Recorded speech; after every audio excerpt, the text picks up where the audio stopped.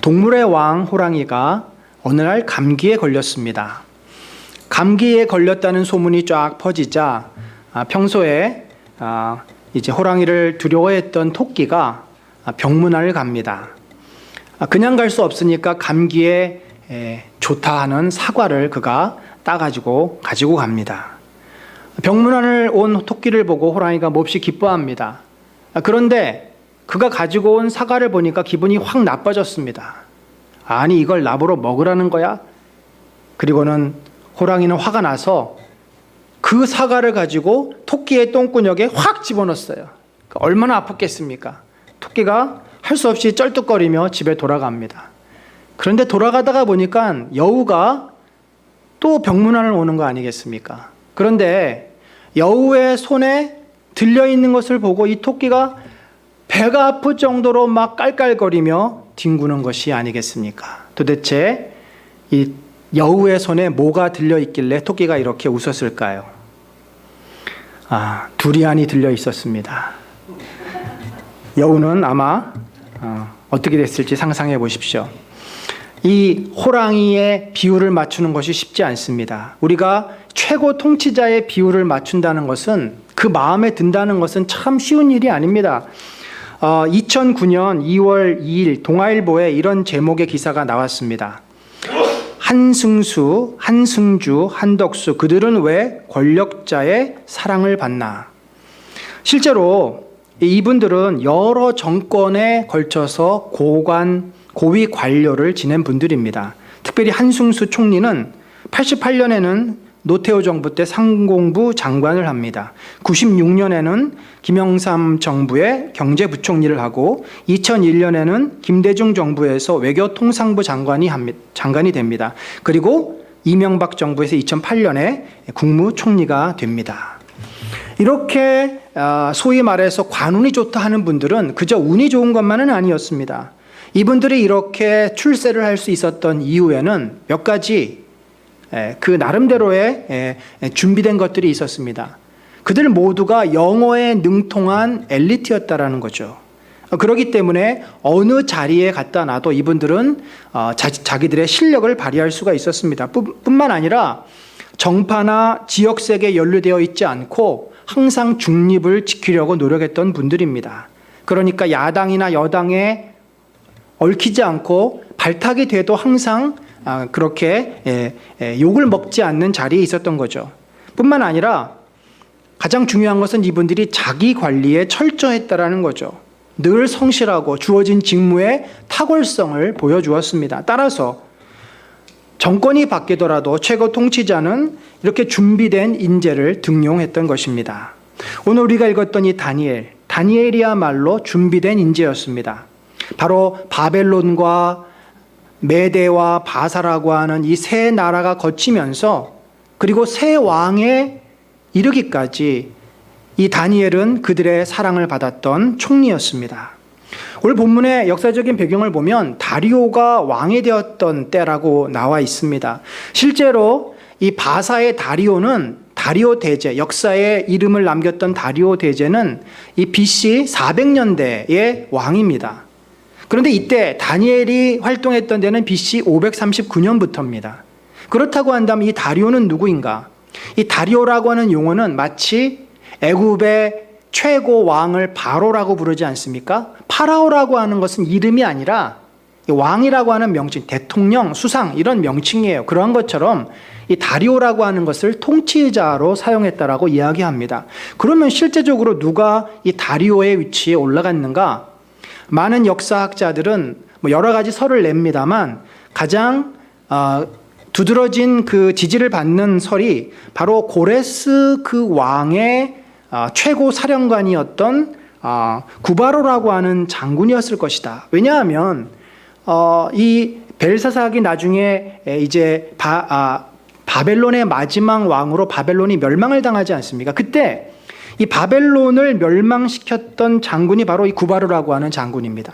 고레스는 바로 이집트, 그러니까 아프리카로 원정을 떠나고 이 구바로라고 하는 장군이 바벨론을 침공해서 바벨론을 접수합니다. 그리고는 분봉왕처럼 그가 이제 메대와 바사 지역을 다 통치하는 그런 왕이 됩니다. 당시 이 다리오는 강력한 힘이 없었습니다. 장군이 왕이 되었으니까 무슨 힘이 있었겠습니까? 그래서 그는 어떤 정책을 폈냐면 총리 셋을 두어서 이 총리들을 통해서 또 밑에 관료들을 두고 이 메대와 바사의 그 넓은 지역을 통치하려고 했습니다. 그런데 여기 보니까 2절 후반절에 이런 말이 있죠. 총리에게 자기의 직무를 보고하게 하여 왕에게 손해가 없게 하려 함이었더라. 이 손해라고 하는 단어는 이제 원뜻이 큰 고통을 주다, 큰 손실을 입히다 그런 말입니다. 그러니까 만약에 그 지방의 관료들이 부정부패를 이제 일삼는다든지 아니면 반란이 일어나든지 그러면 얼마나 그 나라가 흔들거리겠습니까? 이렇게 나라를 튼튼하게 관리하기 위해서 그는 충성스러운 이 총리가 필요했던 거죠. 다리오는 바벨론에 충성한 다니엘을 총리의 한 사람으로 뽑습니다. 왜 이 다니엘이 80이 넘은 노인이 뽑혔을까요? 그는 어디까지나 패망한 나라의 총리 아니었습니까? 그것도 그 종족이 유대인인 그런 그 다니엘 아니겠습니까? 그런데 그가 이렇게 세 왕을 거치면서까지 다리오 왕에까지 발탁이 됐던 것은 그는 바벨론 제국에서 최고의 지혜자요, 충성스럽고 의로운 관리였기 때문이었습니다. 이런 다니엘의 탁월함을 다리오 대왕도 인정한 것이죠. 그래서 그를 수석 총리의 자리에 앉혀서 나머지 고관들을 이제 관장하려고 했던 것입니다. 여기 보니까 다니엘은 마음이 민첩하여 총리들과 고관들 위에 뛰어남으로 왕이 그를 세워 전국을 다스리게 한 거죠. 자, 우리가 근데 여기서 한 가지 생각해 볼 것이 있습니다. 다니엘은 바벨론, 바사, 메대 이 모든 이방 민족의 총리가 되지 않았습니까? 지금으로 말하면요, 이스라엘 사람이 이라크와 이란의 총리가 된 거예요. 조금 더 우리의 그 현실에 맞게 이야기를 한다면 기독교인이 저 무슬림 국가에 가가지고 지금 고위 공무원을 하고 있는 겁니다. 얼마나 이 낯설고 말이 안 되는 일입니까? 다니엘은 유대인이었는데 말뚝을 섬기는 바벨론, 수많은 우상을 섬기는 이 메대 바사 지역의 왕과 대면해서 전체 나라의 이 운명을 결정하는 총리의 역할을 감당하고 있다는 것이 이게 참 이상하고 낯선 이야기라는 거죠. 사실 그것은 죄와 타협하지 않으면 갈 수 없는 자리 아니겠습니까? 우리는 여기서 우리 성도들이 세상에 어떠한 태도를 가지고 살아야 되는지에 대한 참 한번 고민을 하게 됩니다. 성경은요, 근본적으로 우리가 이 땅에 사는 것이 하나님 뜻이라고 말씀을 합니다. 그것도 매우 적극적으로. 예수님께서 제자들에게 뭐라고 말씀하셨죠? 사실 제자들은요, 어부였고 또 세리였고 정말 별 볼 일 없는 직업을 가진 자들이었습니다. 세상에서 볼 때는 마이너였어요. 영향을 미칠 수 없는 자들이었습니다. 그런데 그들을 향해서 뭐라 그러셨어요? 너희는 세상의 빛이다. 세상의 소금이다. 빛은요, 조그만한 빛만 있어도 어두움이 사라지게 됩니다. 빛의 존재는 굉장히 아주 강력하지 않습니까? 너희라고 하는 존재, 내 제자는 그렇게 세상에서 강한 영향을 줄 수 있는 자다. 여러분, 소금도요, 음식의 맛을 내는 가장 중요한 조미료, 말하자면 재료는 소금입니다. 다른 이제 부재료들이 들어가도 소금이 들어가지 않으면 맛이 안 나요. 근데 다른 것들이 안 들어가고 소금이 들어가면 맛이 그래도 납니다. 그만큼 소금은 맛을 내게 하는 아주 매우 중요한 양념인데, 주님은 우리를 세상 속에서 그렇게 빛으로, 소금으로 살라고 명령을 하셨고 그것이 우리의 정체성임을 말씀하고 있습니다. 여러분, 그런데 우리가 세상에 빛으로 살고 싶고 소금으로 살고 싶어도 그런 여건이 형성이 안 되면 살 수 없는 겁니다. 네로 황제가 지배했던 로마 시대 기독교인들은 핍박을 받아야만 했습니다. 시저를 주라고 큐리오라고 고백하지 못했기 때문에 그들은 감옥에 가야 했고 죽어야만 됐습니다. 그런 시대에는 정말 세상에서 할 수 있는 것이 너무나 적습니다. 굉장히 소극적일 수밖에 없어요. 지금 공산권에서 신앙생활을 하고 있는 분들이 지하교회를 구성하고 거기서 예배를 드리지 않습니까? 자기들의 신분을 드러낼 수가 없어요. 역사 속에서 볼 때 이렇게 크리스찬들이 자신의 신앙을 당당하게 고백하고 사회 속에서 살아가기 어려운 때가 있습니다. 그러나 반면에 대부분의 역사 속에서는 핍박과 어려움이 있었을 때는 숨을 수밖에 없고 소극적일 수밖에 없지만, 그러나 대다수의 역사 속에서는 하나님께서 우리로 하여금 이 세상에서 세상을 변화시키는 변혁의 주체로 살도록 요구하십니다. 너희는 땅에 충만하라. 땅을 개발하라. 땅을 정복하라. 정복하고 개발해서 뭘 하게요? 하나님이 기뻐하시는 하나님의 뜻, 정의와 사랑이 넘치는 그런 소사이티를 만들라는 거죠. 어디에요? 우리의 가정에, 우리가 살고 있는 그 사회에, 그 나라에. 그것이 하나님께서 인간을 이 땅에 보내시고 세우신 뜻입니다. 근데 문제는 뭐냐면, 우리가 아무리 그렇게 살고 싶어도 살기 어려운 큰 장벽이 있는데, 그것이 뭐냐면 바로 죄라는 것입니다. 죄. 인간의 역사, 인류의 역사를 전쟁의 역사라고 말하지 않습니까? 인간이 가지고 있는 이 죄 때문에, 타락 이후의 이 죄 때문에 늘 인간의 역사는 어두움으로 빠지게 되고 절망 속으로 빠지게 됩니다. 그렇기 때문에 어떻게 보면은 우리 크리스찬은 세상을 바라보는 시각이 참 부정적일 수밖에 없게 돼요. 여러분 한번 보세요. 우리가 일하는 일터에서나 또 내가 경험하는 주변에 얼마나 많은 사람이 죄를 짓습니까? 얼마나 많은 사람이 거짓말을 하고 얼마나 많은 사람이 남을 위해 살기보다 자신을 위해서 삽니까? 우리가 경험하는 일상이 사실은 죄 속의 연속입니다.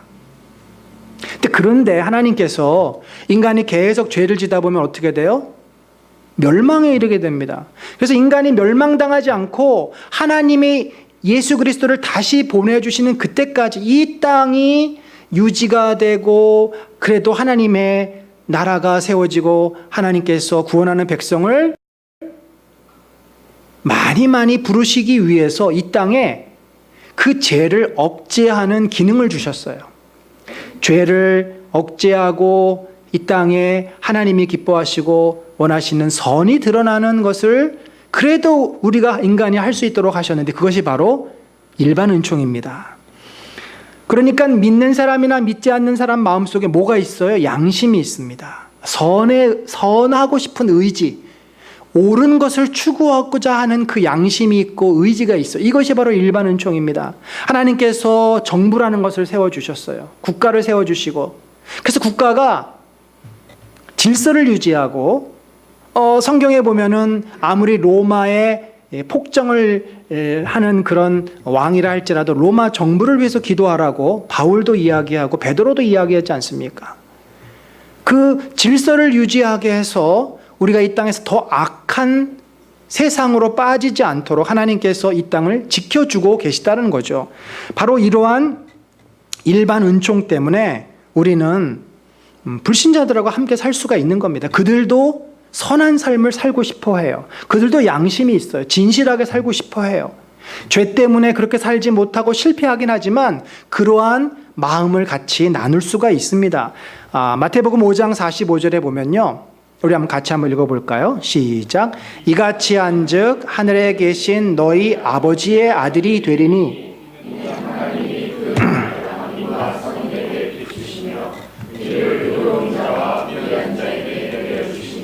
여러분, 우리가 예수님 잘 믿는다고 우리에게는 고난이 안 찾아오고 우리에게는 어려움이 없는 것이 아니에요.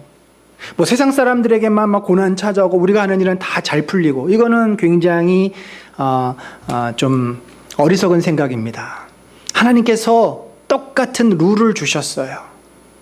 우리도 잘못 살면 어려움을 당할 수 있고, 세상 사람들도 마찬가지입니다. 햇빛과 비를 똑같이 주신다고 하셨어요. 그래서 우리는 이 세상에서 성도로서 열심히 살 수가 있는 겁니다. 요즘 우리 가운데 이 법무부 장관 후보 문제로 참 많은 논란이 있습니다. 저는 그 기사를 보면서 이것이야말로 우리들이 일반 은총이 무엇인지를 잘 말해주는 거라고 생각을 합니다.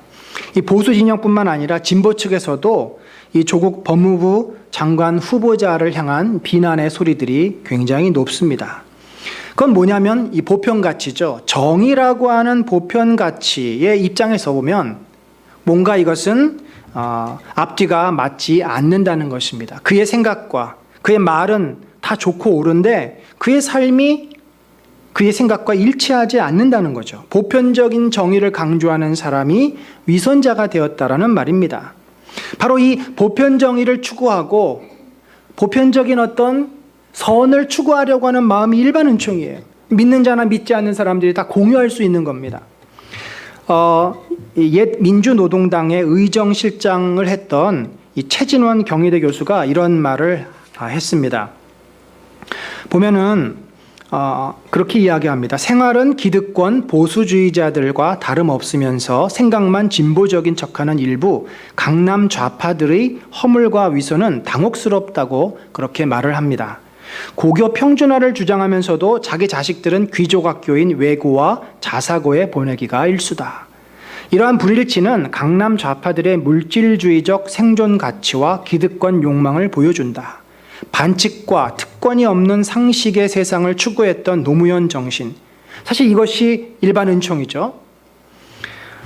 그 정신에서 벗어난 구진보적인 강남 좌파 조국의 위선과 허물을 더 이상 두둔할 시간적 여유가 없다.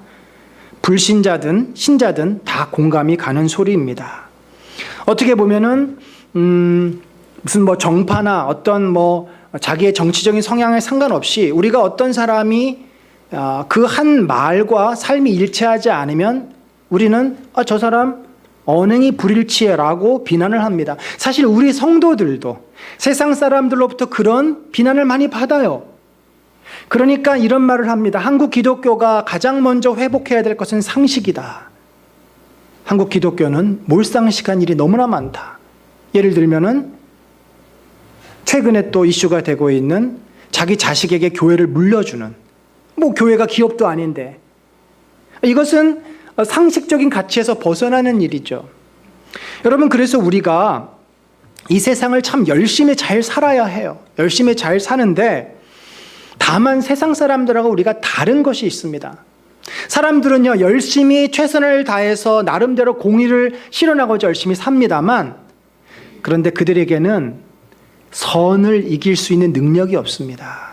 죄를 이길 수 있는 힘이 없어요. 그래서 결국은요, 세상 사람들은 다 누구를 위해서 삽니까? 자기 자신을 위해서 살아요. 자기가 신이고요, 물질이 신입니다. 그래서 죄로 결국은 갈 수밖에 없는 겁니다. 그러나 하나님의 백성은 나를 위해서 살지 않습니다. 왜요? 나는 죄인이기 때문에. 죄인은 자기 자신을 위해서 살면 결국 죄를 짓는 것밖에 되지 않습니다. 우리는요, 십자가에서 이미 죽었습니다. 죄인인 나는 죽었어요. 그럼 나는 누구냐? 예수 안에서 새롭게 태어난 나입니다. 의를 추구하고 의를 사랑하고 하나님을 사랑하고 하나님 뜻대로 순종하고자 하는 나예요. 비록 우리가 온전치 못해서 실수도 하고 넘어지기도 하지만 우리의 삶의 방향성, 정체성, 지향성이 완전히 달라진 것입니다. 그래서 우리는요, 이 불신자들하고 세상에서 만나고 교제하고 이야기하고 거래도 하고 같이 삽니다만, 그들과 함께 살지만 삶을 살아가는 정체성과 가치관과 방향성이 다른 것입니다. 그래서 우리가 이렇게 표현을 해요. 세상 안에 있지만 세상에 속하지 않았다. 우리는 하나님 나라에 속한 자들입니다. 우리의 시민권은 천국에 있습니다. 그래서 우리는 이 땅에서 적극적으로 하나님 뜻대로 순종하면서 살아야 돼요. 세상에 악이 있다고 악을 피하면 안 됩니다. 주님이 분명히 말씀하셨잖아요. 어차피 세상은 어두움이에요. 그래서 우리가 얼마나 열심히 성실하게 잘 사느냐에 따라서 악은 그만큼 사라지게 되는 겁니다. 우리가 우리의 그 역할을 하지 못하면 여전히 그것은 어두움이에요. 우리가 소금의 맛을 내지 못하면 여전히 맛이 없고 살맛 안 나는 그 인생이 됩니다. 여러분, 그래서 우리는요, 우리가 서 있는 자리, 가정을 지키는 주부든지 여러분이 일터든지 직장이든지 어디든지 우리가 서 있는 자리에서 우리는요, 반듯하게 살아야 돼요. 착하게 살아야 되고 진실하게 살아야 됩니다. 때로는 손해도 좀 볼 줄 알아야 돼요. 사람들은 절대 손해 안 보려고 해요. 얼마나 사람들이 손해보는 거 싫어하는지 막 눈에 쌍불을 켜고 달려들지 않습니까? 때로는 손해도 좀 보고, 그러면서도 우리는 실력을 갖춰야 돼요. 아, 저 사람 사람만 좋아, 맹탕이야, 이런 소리 들으면 안 됩니다. 우리가 가지고 있는 실력이 있어야 돼요. 세상을 향한 실력. 하나님이 나를 그 자리에 놓으시면 내가 그 자리에서 내 몫을 몇 배를 할 수 있는 실력이 있어야 됩니다. 그래서 우리 성도들은 아주 인생을 성실하게 최선을 다해서 살아야 돼요. 전통적으로 기독교에 7가지 악이 있지 않습니까? 그 중에 하나가 게으름입니다. 게으름. 나태와 게으름은 우리 성도들에게 참 좋지 않은 태도입니다. 하루하루 성실하게, 그러면서 내가 서 있는 자리에서 실력과 능력을 가지고 산다면 분명 우리는 세상 사람들로부터 존중을 받을 것입니다. 아, 저 사람은 사람도 참 인품이 좋은데 거기다가 실력까지 있어. 바로 다니엘이 그런 사람 아닙니까? 우리가 그런 사람이 되면 우리 때문에 어두움이 사라지는 거고, 우리 때문에 그 직장의 분위기가 달라지는 거예요. 모두들 자기만 알고 남에게 덤탱이 씌우는 것을 일상화된 삶이지만, 우리는 다른 사람의 짐도 좀 지어주고 다른 사람의 어깨를 가볍게 해주는 그 삶을 살면 그 어두움이 사라지고 빛이 되고 살맛을 사람들이 느끼게 되지 않겠습니까? 사랑하는 성도 여러분, 다니엘은 그렇게 하나님을 경외하고 믿음으로 삶으로써 다니엘 때문에 결국은 오늘 본문에 보니까 이 다리오가 하나님을 찬양합니다. 이제 내가 조서를 내리노라. 내 나라 관할 아래에 있는 사람들은 다 다니엘의 하나님 앞에서 떨며 두려워할지니 그는 살아계시는 하나님이시요 영원히 변하지 않으실 이시며 그의 나라는 멸망하지 아니할 것이요 그의 권세는 무궁할 것이며 그는 구원도 하시며 건져내기도 하시며 하늘에서든지 땅에서든지 이적과 기사를 행하시는 이로써 다니엘을 구원하여 사자의 입에서 벗어나게 하셨음이라. 다리오 대왕은 이전에 보지 못한 일을 봤습니다. 다니엘이 믿는 하나님이 살아계신 신임을 경험합니다. 세상 사람들이 우리를 통해서 예수 그리스도가 살아계심을 보게 된다면 하나님은 그로 말미암아 영광을 받으십니다. 주께서 그걸 우리들에게 원하시는 거죠. 우리가 인생을 열심히 살아야 될 줄로 압니다. 하루하루를 충성스럽게, 한 시간 한 시간을 아깝게 버리지 않고 지혜롭게 살아야 합니다.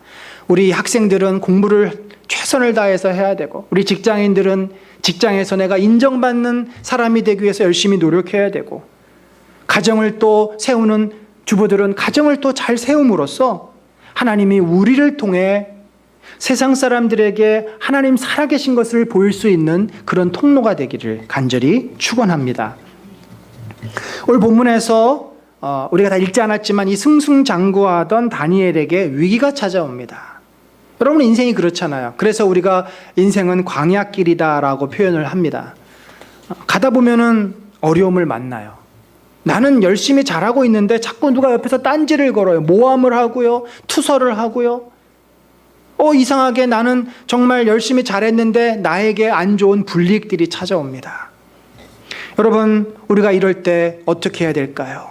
다니엘은 자기를 모함하는 그 법령이 만들어지지 않았습니까? 기도하는 자는 반드시 사자굴에 던져질 것이다.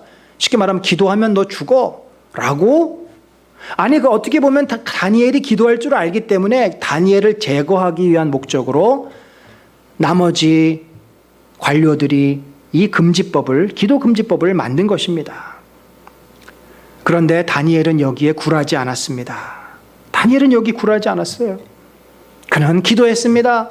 어제 했던 것처럼 똑같이 창문을 동쪽으로 열고 서쪽으로 열고 그가 똑같이 기도했습니다. 하나님을 찾았습니다. 다니엘이 무엇 때문에 어떻게 해서 내 안전보다도 내 생명보다도 더 하나님께 기도하는 것을 소중하게 여겼을까요? 여러분, 다니엘을 한번 생각해 보십시다. 그에게 가장 소중한 것이 무엇일까요? 그에게 최고의 가치는 무엇입니까? 자기 자신도 아닙니다. 권력도 아닙니다. 바로 하나님이었습니다. 그는 젊은 시절부터 채식을 선택했던 그를 하나님께서는 어떻게 하셨어요? 육식한 젊은이들보다 더 건강하게 만들어 주셨습니다. 그 하나님을 다니엘은 경험한 것이죠. 풀무불에 던져질 위기에 처한 세 친구, 그 친구들을 위해서 기도합니다. 하나님, 저 믿음을 지키면서 우상 앞에 절하지 않은 저 친구들이 이제 불에 타서 죽게 생겼습니다. 하나님, 저들을 지켜주십시오. 하나님께서 천사를 보내셔서 그들을 보호하십니다. 이런 놀라운 일을 경험한 다니엘, 위기 때마다 어려울 때마다 기도했던 다니엘, 그 다니엘에게 있어서 또 다른 위기는 아무것도 아니었습니다. 왜냐하면 그를 늘 지켜 보호해 주시는 하나님이 계시기 때문입니다. 여러분, 만약에 내가 신앙과 내 유익 사이에 갈등이 생겼을 때, 내가 하나님을 선택하면 많은 손해를 봐야 되는 상황이 되었을 때 우리는 어떤 선택을 할 수 있을까요? 여러분, 만약 정말 그런 상황에서 내가 손해를 보더라도 하나님이 기뻐하시는 일을 할 수 있겠습니까? 여러분, 진정한 믿음, 바로 나를 내려놓을 수 있는 믿음이 진정한 믿음입니다. 만약에 내가 내 인생의 주인인 한 우리는 절대로 하나님께 나를 희생하거나 나를 드릴 수가 없습니다. 늘 아까운 거죠. 어떻게 나를 하나님을 위해서 씁니까? 내 시간, 내 물질, 늘 나를 위해서 써야죠. 그런데 진정한 믿음은 무엇입니까?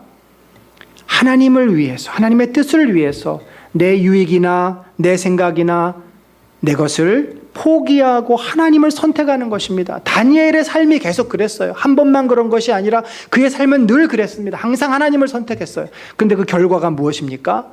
하나님을 선택하는 자, 자기의 것을 희생하더라도 하나님을 선택하는 자를 하나님은 반드시 지키십니다. 반드시 그를 세워주십니다. 이것은 다니엘뿐만 아니라 수많은 믿음의 사람들의 간증이에요. 저도 개인적인 간증이 있고 우리 모두가 이 간증을 하지 않습니까? 하나님을 우리들이 붙잡았을 때 하나님께서는 반드시 우리를 책임지실 줄로 믿습니다. 사자굴에 던져진 다니엘, 하나님을 최고의 가치로 여기고 절대적으로 하나님을 신뢰했던 다니엘, 하나님께서는 그를 어떻게 하셨습니까? 사자들을 순한 양으로 만드시고 그 양틈 속에, 마치 양틈 속에 있었던 것처럼 다니엘이 사자 굴 속에 있다가 그 다음날 건강한 모습으로 걸어 나옵니다. 그리고 그를 참소했던 많은 자들은 오히려 굴 속에 던져져서 그 몸이 땅바닥에 떨어지기도 전에 사자들이 뛰어올라 그들의 몸을 찢었다라고 성경이 기록하고 있습니다. 오늘 우리가 다니엘의 말씀을 나누면서 그런 질문을 해봅시다. 다니엘이 어떻게 이렇게 성공한 인생, 사람들에게 많은 영향을 끼치면서 자신을 통해서 하나님이 영광 받으시는 인생을 살 수 있었겠는가? 어떻게 하면 그에게 닥치는 수많은 위기들, 풀무불의 위기, 사자의 위기, 수많은 위기들을 그가 극복하면서 살 수 있었을까?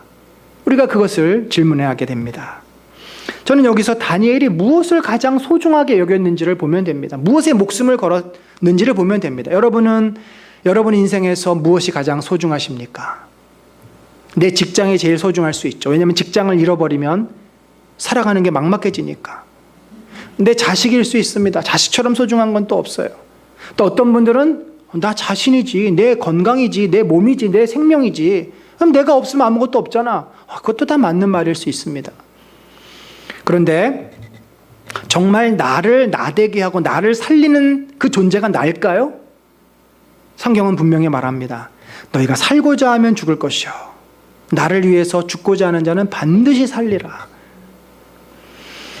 다니엘이 이 이방 세계에 와서 출세할 수 있었던 이유는, 수많은 위기와 모함에서 그를 하나님께서 지켜주실 수 있었던 이유는 바로 그가 하나님을 선택했기 때문입니다. 그에게 최고의 가치는 결국은 하나님이었습니다. 그가 만약에 하나님을 선택하지 않고 주저주저 했더라면 어떻게 됐겠습니까? 그는 계속해서 이러한 자리에서 영향을 끼치는 삶을 살 수 없었습니다. 물론 본인도 열심히 노력했겠죠. 왜 노력 안 했겠습니까? 그런데 성경은 그렇게 기록을 합니다. 하나님께서 그에게 계시의 지혜를 주셨기 때문에 느부갓네살의 꿈을 해석할 수 있었고, 그가 계시의 지혜가 있어서 지혜롭게 행동할 수 있었다라고 말씀을 하고 있습니다. 사랑하는 성도 여러분, 다니엘처럼 자신의 유익을 구하지 않고 하나님의 유익, 하나님의 뜻, 하나님의 영광을 구할 때 다니엘을 세우신 주님께서 저와 여러분도 여러분이 서 있는 그 자리에서 분명히 우리를 세우시고 우리를 통해서 하나님의 뜻을 드러나게 하실 줄로 믿습니다. 우리가 이것을 경험해보지 못했기 때문에 우리에게는 굉장히 막연한 일이고 두려운 일이고 어떻게 보면은 전혀 가슴에 와닿지 않는 일일 수 있습니다만 우리가 이것을 실제적으로 경험하고 준비할 수 있어요. 그것이 뭐냐면 바로 기도 생활입니다. 그러니까 다니엘이 이렇게 멋진 어떤 그 드라마에서 용기 있는 어떤 행동들을 할 수 있었던 것은 그가 매일매일 예루살렘을 향해, 다른 말로 하면 하나님을 향해서 그가 기도하는 사람이었기 때문에 가능한 겁니다. 기도의 능력이 그에게 있었습니다. 기도의 은혜가 그에게 있었습니다. 저는 오늘 이 말씀을 여러분에게 하고 싶은 거예요. 성도로서 다니엘처럼 그렇게 잘 살고 싶어 하지 않는 사람이 어디 있습니까? 근데 모두가 다니엘이 될 수 없습니다. 세상에서 성공할 수는 있어도 모두가 다니엘처럼 영향력 있는 사람이 될 수는 없습니다. 그렇게 되려면 기도의 능력이 있어야 됩니다. 기도하는 사람이 되어야 합니다. 그는 하루 3번 주님 앞에 기도했습니다.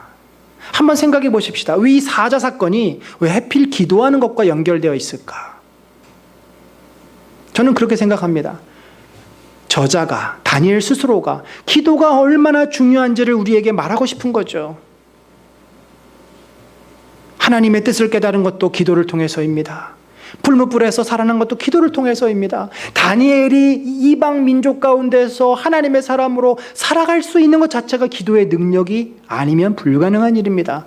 그래서 우리가 주일학교 때부터 그렇게 수도 없이 다니엘의 사자, 다니엘 사자굴, 그 이야기의 핵심이 결국 다니엘이 사자굴에서 살아났다가 아니라 다니엘은 하루에 3번씩 하나님을 향해 끊임없이 기도하는 사람이었다는 것을 우리들로 하여금 보게 하는 것이죠.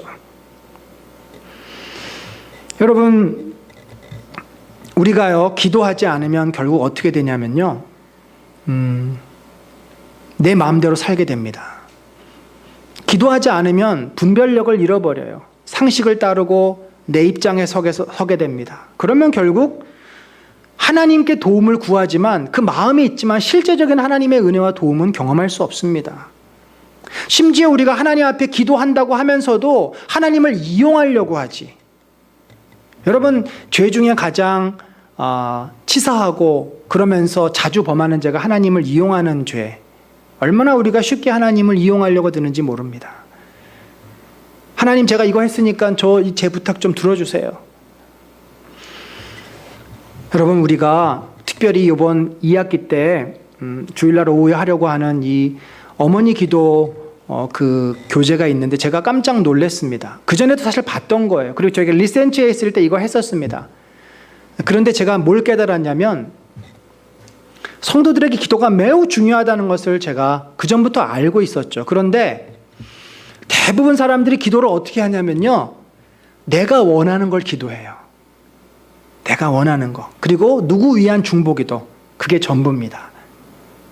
다시 말해서 기도의 그 제목과 기도의 영역이, 지경이 나라고 하는 바운더리를 절대 못 벗어납니다. 소위 말해서 간구. 그게 기도의 전부예요. 그러니까 기도가 잘하지 않습니다. 기도는 구복신앙으로 흘러갑니다. 그런 기도는 절에 가서도 할 수 있는 거예요. 근데 기도를 열심히 하는데 믿음이 잘하지 않아요. 기도는요, 우리가 간구하는 것도 있지만 사실은 하나님을 대면하는 일 아닙니까?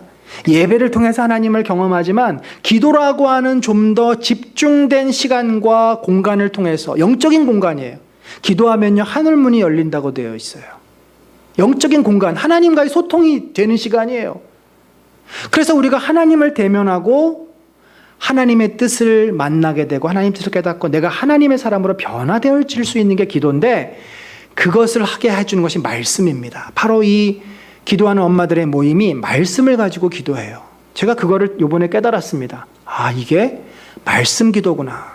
이 교제 자체가 프리셉트라고 하는 말씀을 분석하고 열심히 관찰해서 객관적인 깨달음을 얻는 프리셉트 성경 공부에서 기반을 해가지고 나온 기도 훈련이에요. 그래서 이게 원래는 엄마들끼리 하던 건데 제가 일부러 우리 남자들에게도 시켜야 되겠다라는 확신이 생겼습니다. 이 말씀을 가지고 기도하면 우리가 변화됩니다. 하나님 뜻이 무엇인지를 알게 돼요. 하나님 뜻대로 하는 기도가 훈련이 되는 겁니다. 사랑하는 성도 여러분, 기도에 힘쓰는 자가 되기를 소망합니다.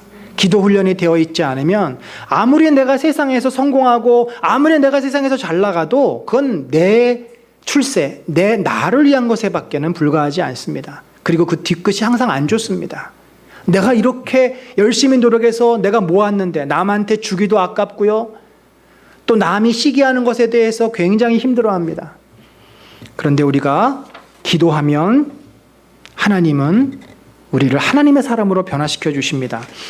하나님의 대사라는 책을 쓴 우리 김하중 장로님의 간증을 우리들이 듣습니다만 저는 이분의 그 간증을 들을 때 가장 눈여겨본 것이 역시 기도입니다.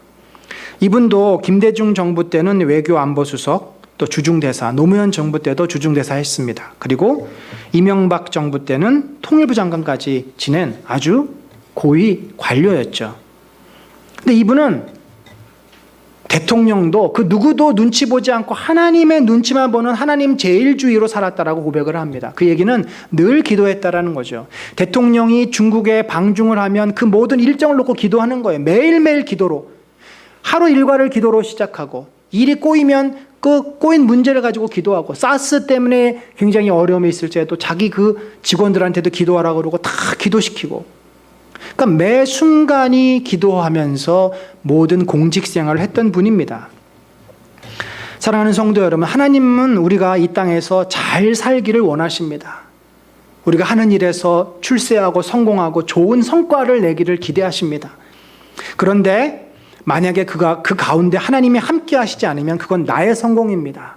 그리고 나의 성공은 결과론적으로 하나님 앞에 덕이 되기보다는 해가 될 수도 있습니다. 그래서 우리는 최선을 다해서 열심히 살되 기도 생활을 놓치면 안 되는 거죠. 기도하는 사람은 반드시 하나님께서 어려움을 만날 때 그 어려움을 피하게 하시고 그 어려움을 기회로 삼아서 하나님께서 더 큰 은혜를 얻게 하실 줄로 믿습니다. 요즘 우리가 금요기도에 열심히 참여하는 것을 볼 때 너무나 감사드립니다. 또 이제 9월 8일 날부터 우리가 주일 오후 말씀 기도 훈련을 할 것입니다. 또 기도하는 엄마들의 모임을 새로 시작하려고 합니다. 이 기도하는 엄마들은 자신을 위해서, 자녀를 위해서, 가정을 위해서, 더 나아가서는 이 지역사회, 이 나라를 위해서 기도하는 얼마나 참 귀하고 좋은 기도 운동인지 모릅니다. 저희 교회가 기도 운동을 통해서 세워지기를 소망합니다. 여러분 잠깐 오른편에 저 벽을 보시면 포스터를 바꿨습니다. 우리 한번 같이 한번 읽어보겠습니다. 자, 시작. 기도할 때 역사하시는 성령님. 저는 성령께서 저와 여러분 가운데 역사하시기를 기도하고 있습니다. 마음을 열고 사모하는 여러분들에게 분명히 성령께서 역사하실 것이고 이 교회를, 여러분의 가정을, 여러분의 자녀들을, 여러분의 일터를 주님의 뜻 가운데 인도해 주실 줄로 믿습니다. 그런 은혜가 늘 넘치시기를 예수 그리스도의 이름으로 간절히 축원합니다. 하나님 아버지